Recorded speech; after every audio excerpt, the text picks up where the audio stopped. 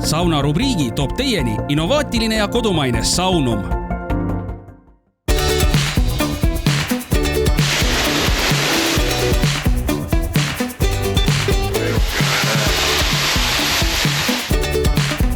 Suvise saunarubriigi sarja võtame kokku aga mehe juures, kelle kirest on välja kujunenud juba konkreetne ärisuund. Ehk siis oleme Saunumi tehnoloogia looja Andrus Vare pealinna kodus, kus siis väga pikalt käis ka Saunumi arendustöö.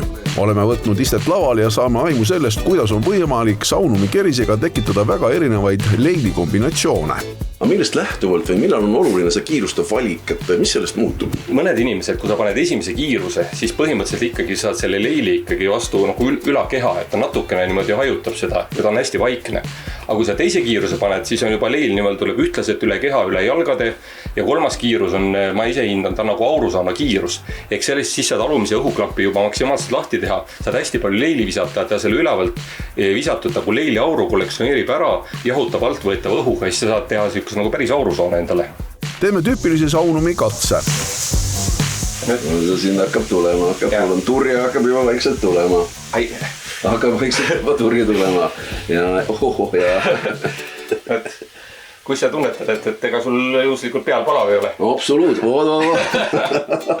Nüüd on klassikaline saun, millest on väga vähe räägitud, et kui leili aur läheb lakke, ta üldjuhul juhtub, et ta jääbki lakke, siis leili auruses on tegelikult väga vähe hapnikku, eks sul tekib pidev hapniku võlg.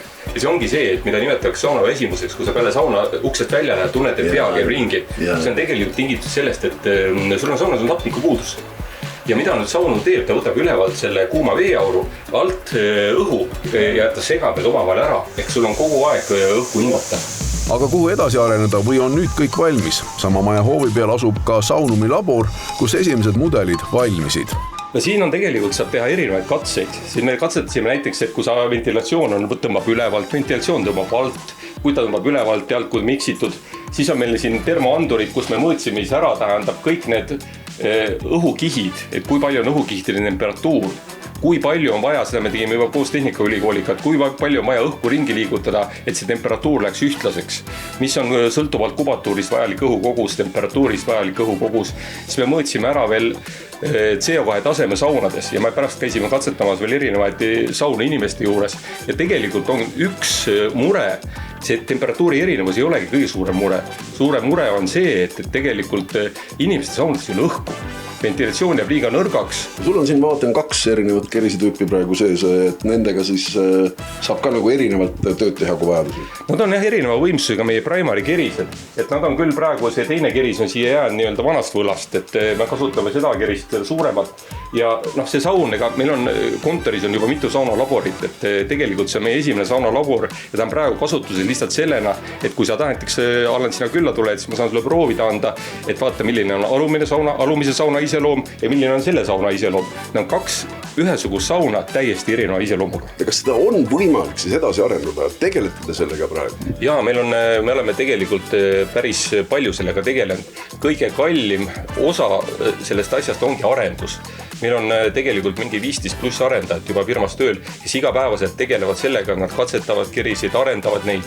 Ja meie järgmised, võin rääkida neid asju, mis me oleme börsile rääkinud, mis on avalik info. No kõiki arendusi ja kõiki mõtteid me rääkida ei saa, sest me just äsja andsime sisse ka oma 4. patenditaotluse ja 5. ja 6. patenditaotlus on varsti tulemas. Model 6, see on teie kõige uuem praegu arendus, et mida see endast kujutab? See kujutame endast sellist kombikerist, millel on sisse ehitatud siis keris ja saunumseade, saunumfunktsioon.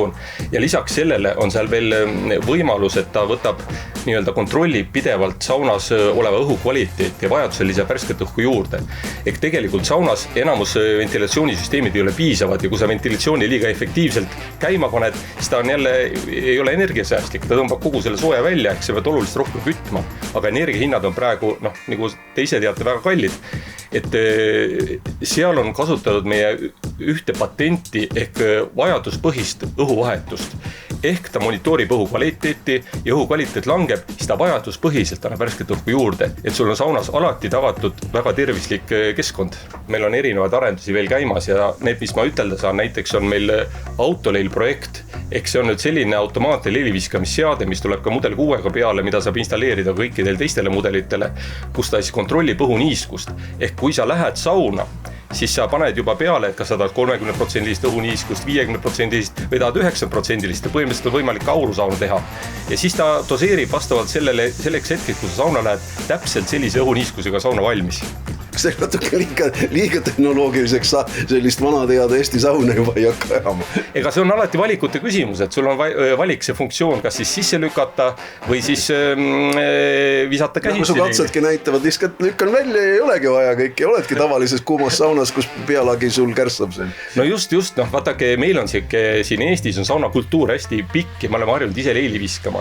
Aga kui me vaatame ikka Kesk-Euroopa, Ameerika ja Aasia poole, siis seal sellist kultuuri ei ole. Inimesed tahavadki nii, et tulebki, täna tahan aurusauna, keeran tähendab 90 kraadi niiskuse, homme tahan tavalist sauna, keeran 30% niiskuse, et sul on nagu valiku võimalus ja sa ei pea ise enam nagu suurt midagi tegema ja kvaliteet on garanteeritud. No sul käisid alati hiljuti külas siin ka Leedu saunasaate inimesed ja nemadki siin käisid, proovisid seda saunumi kerist ja saunumi loogikat, kuidas neile see meeldis? No nad olid ikkagi täiesti hämmastunud selles suhtes, et nad läksid tagasi ja nüüd on vähemalt nende klubides on juba mitu saunumi kerist, kusjuures nad ütlesid, et nende leilimeistrid on ütelnud, et esimest korda elus leilimeistri ja vihameistri jalad ei külmeta. Leedukad andsid välja ka nende saunasaate kvaliteedimärgi ja see on esimene Eestis, nii nad vähemasti väitsid. Siinkohal tõmbame sellele rubriigile joone alla. Tänud kõigile, kes meid oma sauna lubasid.